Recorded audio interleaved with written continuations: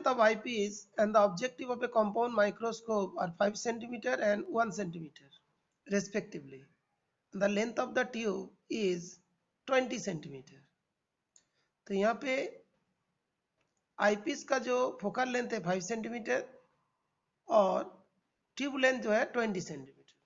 Calculate the magnifying power of the microscope when the final image is formed at infinity. Okay, the value of least distance of distinct vision is 25 centimetre. Okay, ये चीज given है. तो पहले एक बार diagram को हम लोग थोड़ा देखते हैं कि डायग्राम जो है ना क्या क्या गिवन है. ये वाला हम लोग का डायग्राम की बात थी, तो डायग्राम बड़ी अच्छे से नहीं बने. ठीक है बेटा, पैरेलल लाइंस. ओके, तो अभी हम लोग का इस क्वेश्चन में एल का वैल्यूज जो गिवन है दैट इज 20 सेंटीमीटर. एफी जो गिवन है दैट इज 5 सेंटीमीटर. तो अभी देखो ये जो डिस्टेंस है दैट इज 20 सेंटीमीटर और एफी का जो डिस्टेंस है दैट इज 5 सेंटीमीटर. क्या इसमें हम लोग इसको अप्लाई कर पाएंगे? नो, इसको अप्लाई नहीं कर पाएंगे. बिकॉज ये वाला तभी एप्लीकेबल होती है जब ये very close to the eyepiece होती है. Very close to the eyepiece होती है. ओके बेटा, ये very close to the eyepiece होगा तभी हम लोग इसको यूज करते हैं. लेकिन ये 5 सेंटीमीटर है और ये 20 सेंटीमीटर है. ओके, तो दैट मीन्स ये वाला डिस्टेंस कितना 15 सेंटीमीटर का है और ये वाला डिस्टेंस तुम्हारा 5 सेंटीमीटर का है. तो यहाँ पे हम लोग स्पेशल केस को अप्लाई नहीं कर पाएंगे. इस केस में हम लोग स्पेशल केस को अप्लाई नहीं कर पाएंगे. Is it clear?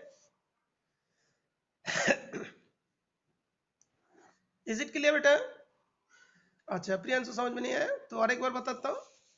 देखो बेटा, दो फॉर्मूला थी ना, v naught upon u naught d upon f e, l upon f o d upon एफी.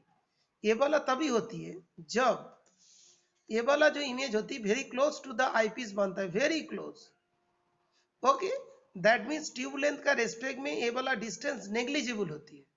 Okay, जो वी नॉट होती है वो एल के बराबर होती है. लेकिन यहाँ पे देखो, यहाँ पे इसको डायग्राम हम लोग बनाएंगे तो ऐसा है ना बेटा. देखो अभी जो डायग्राम का रफली एक डायग्राम बनाता हूं. ये हो गया तुम्हारा वी नॉट, ये 15 सेंटीमीटर है और जो आईपीस जो यहाँ पे है ये वाला डिस्टेंस 5 सेंटीमीटर की है और ट्यूब लेंथ कितना 20 सेंटीमीटर.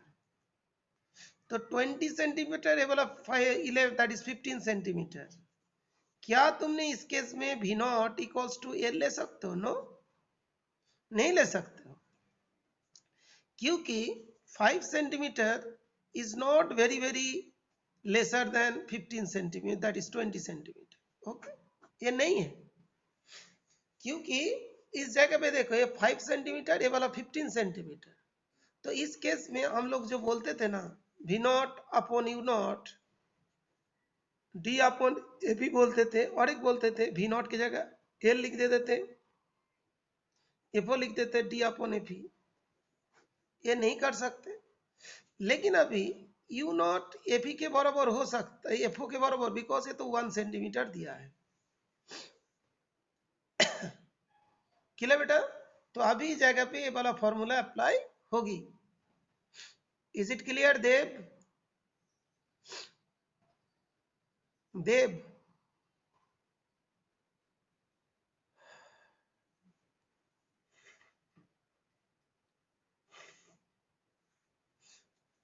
देव ये वाला कब एप्लीकेबल होती है? जब ये वेरी वेरी क्लोज होता है. ये क्या वेरी क्लोज है? बिकॉज ये 5 सेंटीमीटर दूर में है और ये 15 सेंटीमीटर दूर में है. आई मान लो ये बोलता है कि ट्यूब लेंथ 100 सेंटीमीटर है और ये वाला फोकल लेंथ 5 सेंटीमीटर है, तो हम लोग मान सकते थे बिकॉज एक 95 होता है, एक 5 होता है. लेकिन इस केस में हम लोग स्पेशल केस अप्लाई नहीं कर पाएंगे. वी नॉट को एल नहीं कह सकते.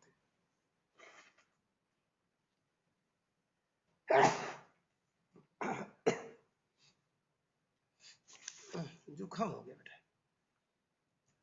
तो इसके लिए ऐसा होगा,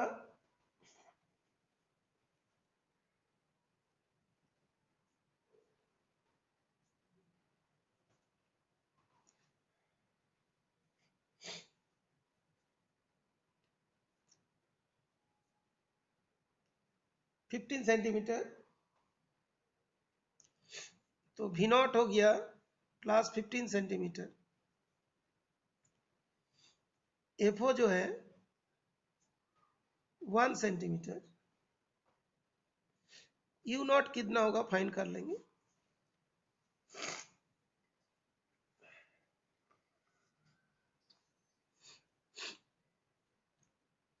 one by V minus 1 by U equals to 1 by F, 1 upon V naught minus 1 upon F naught equals to F naught. Okay, V naught का 15 minus U naught equals to 1 upon 1।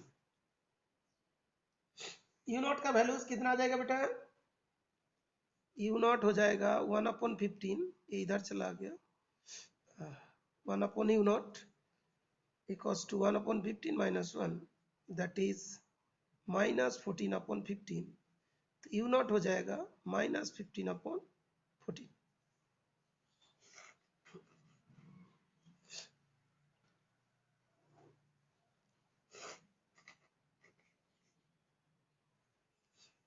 तो अभी magnification equals to V naught upon U naught D upon AP।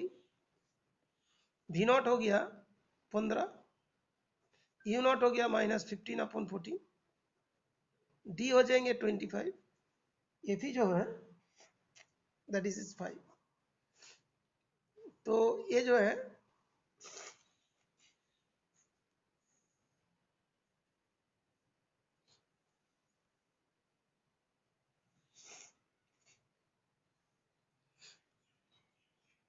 Fifteen into 14 minus 15 into 25 into 5, तो minus 75। Therefore magnification equal to 70 numerically.